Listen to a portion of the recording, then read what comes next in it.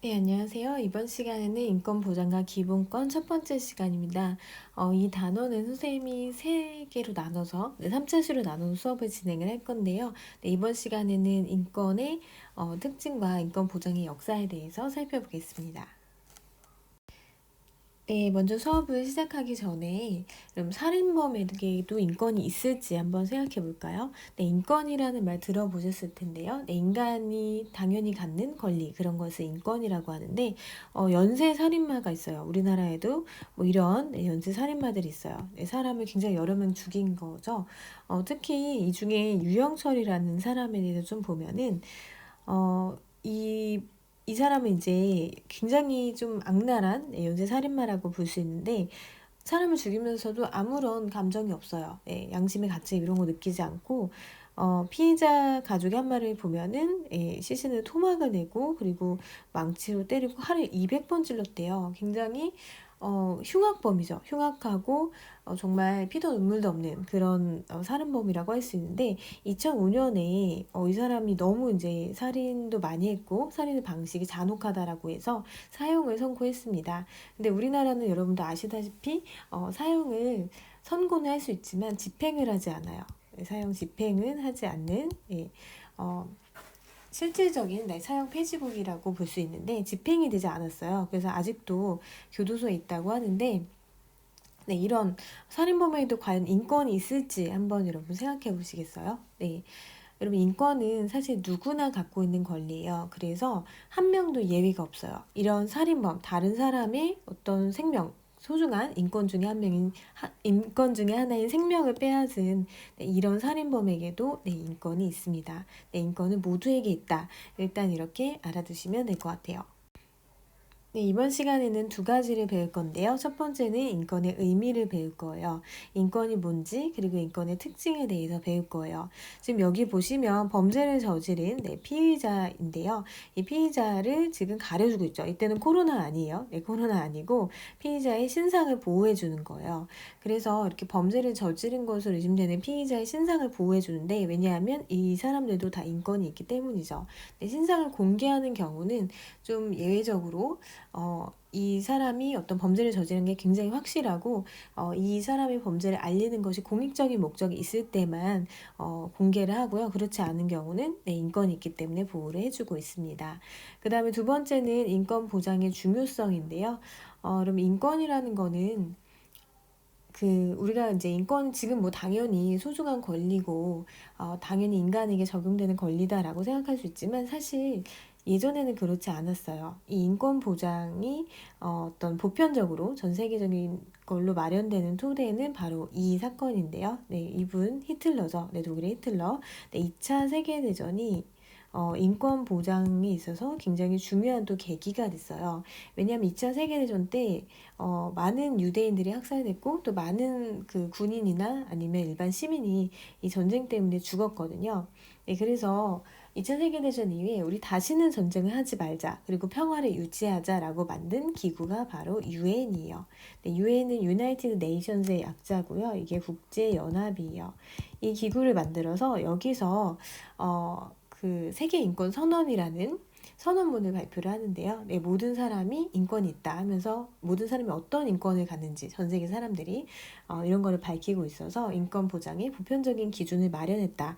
이런 의의가 있습니다. 그래서 인권 보장의 여러분 역사를 살펴보면서 이게 어떻게 흘러왔는지 알아보도록 할게요.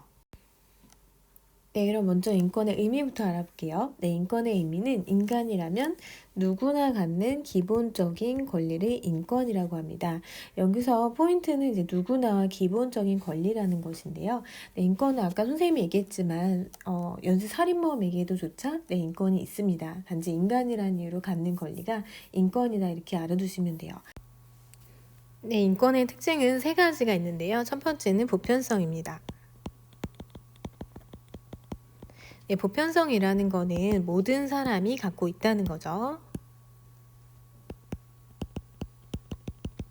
예외가 없다는 거예요.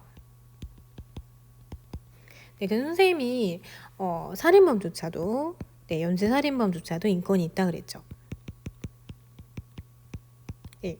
그리고 정말 그 잔혹한 살인을 저지른 연쇄 살인범일지라도 이 사람을 처벌하기 위해서는 재판을 거쳐야 돼요. 네, 형사 재판을 거쳐야 돼요.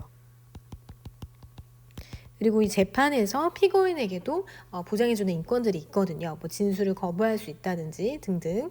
네, 그래서 이런 재판을 통해서 처벌을 받게 한다는 거를 통해서 네, 정말 모든 사람한테 인권이 있다라는 거를 알 수 있고요. 그 다음에 인권의 특징 두 번째는 천부 인권입니다. 예, 천부 인권은 뭐냐 하면 이 천은 하늘이고요. 부는 부여했다는 거예요. 즉 하늘이 부여했는데 우리는 인권을 태어나는 순간부터 갖고 있어요. 그래서 태어나는 순간부터 하늘이 부여했다. 이렇게 얘기할 수 있겠죠. 그래서 인권은 자연이 준 거예요. 인간이 인간에게 준 게 아니라 태어나는 순간부터 자연이 우리에게 주었다라고 해서 우리가 인권을 자연권이라고 합니다. 자연권이라고 불러요. 인권은 자연권인데요. 이 자연권에 반대되는 개념이 실정권이라는 용어가 있어요. 네, 실정권. 이 실정권은 인간이 만든 법에 의해서 부여한 거예요. 네, 인간이 만든 법에 의해서 부여된 권리예요. 네, 우리가 이거를 실정권이다 이렇게 부르는데 예를 들어서 대표적인 실정권이 뭐가 있냐면 선거권이 있어요. 네, 우리나라에서 선거권을 몇 살부터 갖고 있죠? 네, 우리나라에서는 만 18세부터 선거권을 줍니다. 네, 여러분은 선거권이 없어요. 예를 들어서 학생. 네, 여러분은 뭐 만 15세겠죠? 만 18세 미만이겠죠? 그리고 여기 교사, 선생님이 있다라고 치면은 여러분은 선거권이 없어요. 네, 하지만 선생님은 갖고 있죠. 이거는 선거권은 선거법이라는 법을 통해서 이 나이가 결정이 돼요. 그래서 법에 의해서 나는 선생님은 권리를 갖고 있지만 여러분은 없는 거예요. 이런 권리를 실선권이다 이렇게 얘기해요. 하지만 인권은 예외 없이 누구나 다 갖고 있어요. 여러분도 있고 선생님도 있죠. 네, 인권은 자연권이기 때문이에요. 네, 누구도 자연이 부여한 거기 때문에 예외 없이 갖고 있는 게 인권이다 이렇게 아시면 돼요. 그 다음에 인권의 세 번째 특징은 자연이 부여한 거고 태어나는 순간부터 갖는 거예요. 그렇기 때문에 그 누구도 인권을 침해할 수가 없어요. 그래서 세 번째는 불가침성이에요. 네, 불가침성은 국가도 함부로 인권을 침해할 수 없다는 거예요. 함부로 인권을 침해할 수 없다. 네, 개인의 인권을 침해할 수 없다라는 게 불가침성입니다. 그래서 인권의 지금 의미를 우리가 한번 정리를 해봤는데요. 특징을 다시 한번 살펴보면 일단 보편성, 누구나 갖고 있어요. 모든 사람 예외가 없다는 거, 심지어 살인범 조사도 갖고 있고요. 두 번째는 천부인권, 하늘이 부여한 거예요. 그렇기 때문에 우리가 자연권이다라고 얘기하고요. 인권은 자연권이지 실정권은 아니에요. 실정권은 인간이 만든 법에 의해서 부여되는 선거권 같은 것이 실정권이죠. 그 다음에 세 번째는 하늘이 부여하고 자연이 부여한 거기 때문에 불가침성, 그 누구도 침해할 수 없다는 이런 특징이 있습니다. 네, 그러면 선거권에 대해서 조금 더 살펴볼게요. 아까 선생님이 선거권을 실정권이라고 했는데요. 네, 인간이 인간에게 부여했다. 법을 통해서 부여받는 그런 권리를 실정권이라고 합니다. 여기 보면은 개정 선거법의 통과로 선거 연령이 만 18세로 하향됐다고 되어 있는데요. 원래 선거 연령이 만 19세예요. 근데 그런데 이 선거 연령이 만 18세로 낮춰졌어요. 언제 낮춰졌냐 하면 작년이죠. 2020년 그 4월에 총선이 있었는데 이때부터 만 18세로 하향이 됐어요. 만 18세면 고3이죠. 근데 이렇게 선거법을 통해서 이 연령이 낮아졌는데 이걸 통해서 이거는 실정권이다. 인간이 어떤 법을 통해서 만 18세에게도 이제 선거권을 주는 걸로 바뀌었거든요. 그래서 인권이 실정권이라는 거 다시 한번 확인할 수 있고요. 그래서 고3 유권자들이 생겼죠. 작년 총선부터 고3 유권자들이 생겨서 만 18세 유권자가 53만 명이라고 나와 있네요. 그래서 굉장히 또 선거에 영향이 미칠 수 있는 그런 또 변수도 되면서 그 어떤 시민으로서 권리를 좀 고등학교 때, 고3 때 행사해 본다는 그런 경험도 가지게 됐죠.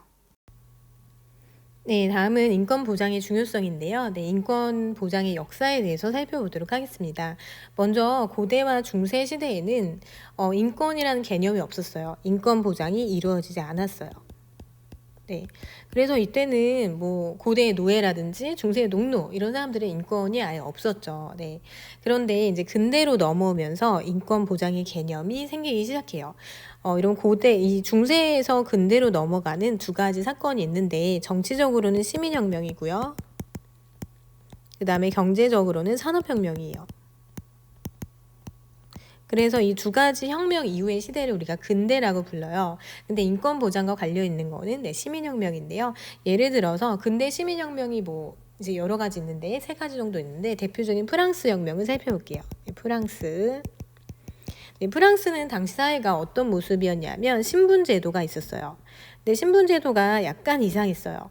그래서 세 가지 신분이 있었는데 1신분, 2신분, 3신분 이렇게 세 개 신분이 있었는데 1신분과 2신분은 전체 인구의 한 2에서 3% 정도밖에 차지를 하지 않았어요. 근데 이 사람들은 특권 계층이에요. 네, 특권 계층. 뭐 성직자, 귀족 이런 사람들이에요. 이 특권 계층이라는 거는 권리는 있는데 의무는 없는 거예요.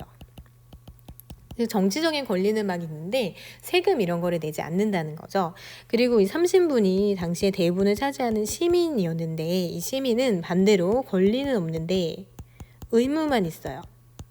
그래서 이 사람들은 정치적인 권리, 선거할 수 있는 권리 전혀 없는데 세금만 과도하게 내는 거예요. 그래서 이게 뭐가 문제가 있다라고 생각을 한 거죠. 그래서 이 30분들이 일으킨 혁명이 네, 프랑스 대혁명이 되는 거고 이거는 뭔가 신분제도가 문제가 있다라고 해서 이거를 구제도의 모순이라고 불러요. 네, 구제도의 모순. 그러니까 이 오래된 신분제도가 문제가 있다는 거죠. 네, 구제도의 모순. 근데 옛날 같았으면 이렇게 뭔가 문제가 있어도 그냥 당연히 그렇겠거니 하고 넘어갔을 거예요. 근데 당시에는 어떤 사상이 발달했냐 하면 계몽 사상이라는 것이 발달했어요. 그래서 이 삼신분들이 계몽 사상의 영향을 받아요. 네, 계몽 사상. 네, 이 계몽 사상이라는 거는 뭔가 불합리한 거는 인간의 이성의 힘으로 고칠 수 있다, 바꿀 수 있다는 게 계몽 사상의 핵심이거든요.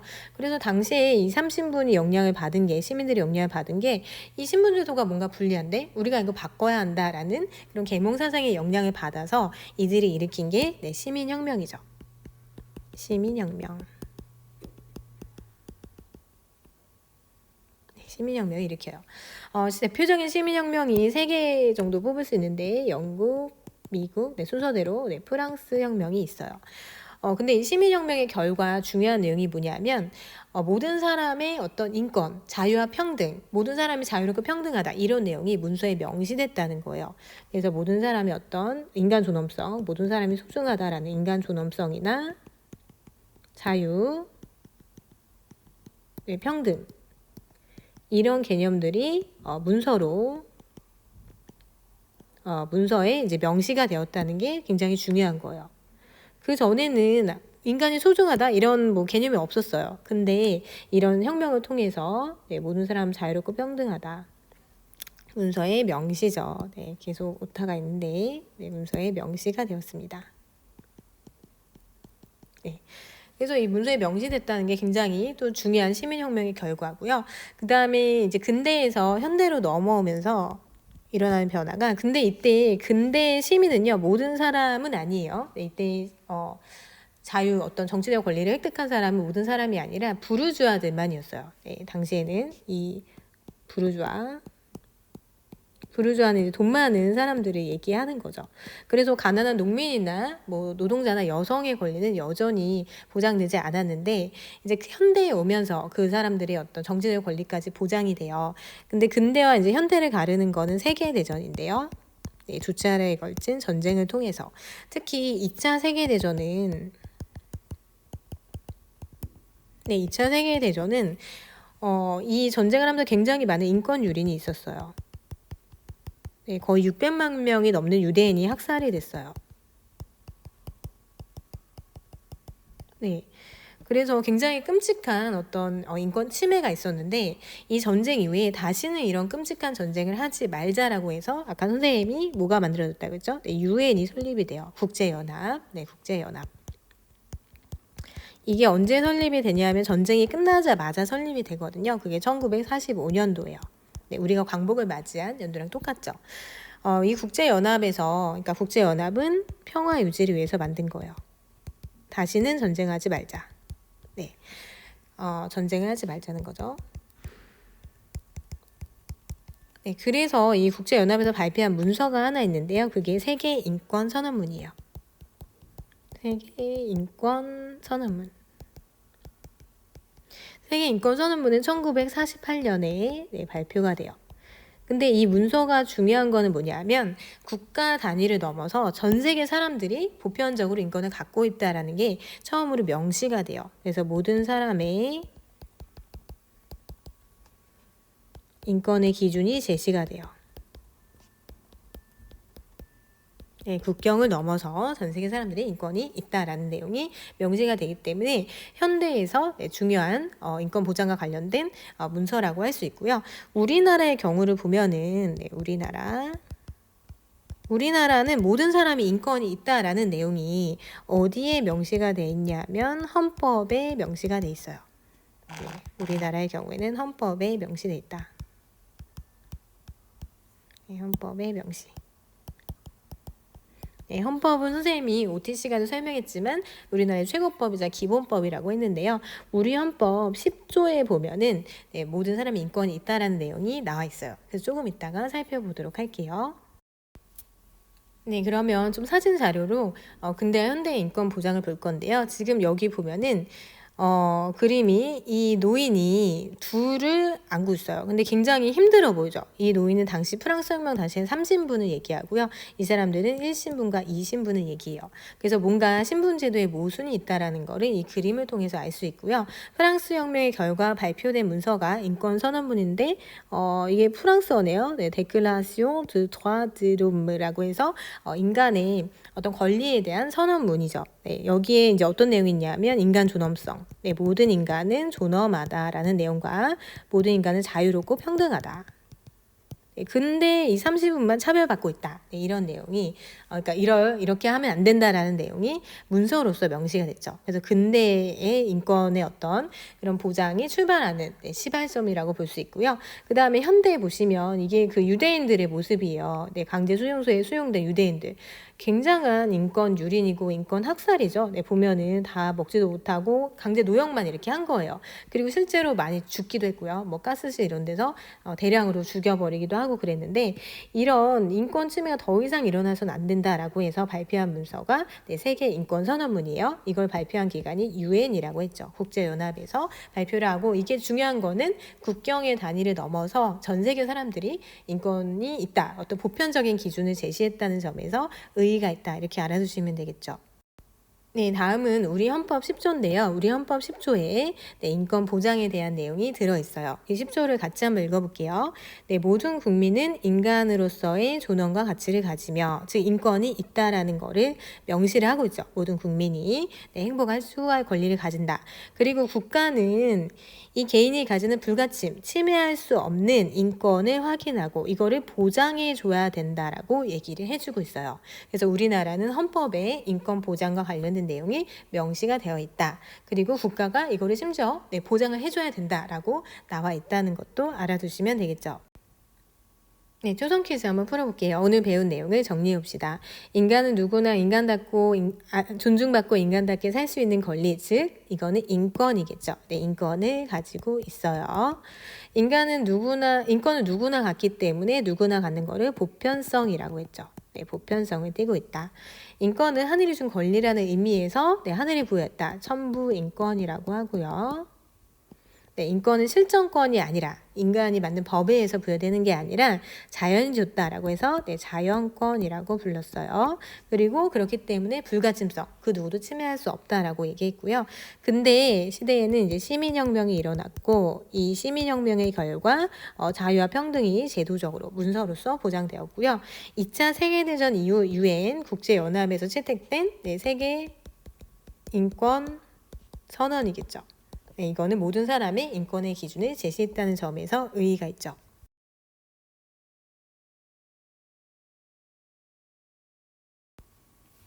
네, 오늘 수업은 여기까지 하고요. 여러분들 선생님 채널 복습 위해서 활용하시면 좋을 것 같고, 그리고 선생님 블로그에 PPT와 필기 자료를 올려놓을 테니까 역시 활용하시면 될 것 같아요. 네, 오늘도 수고하셨습니다.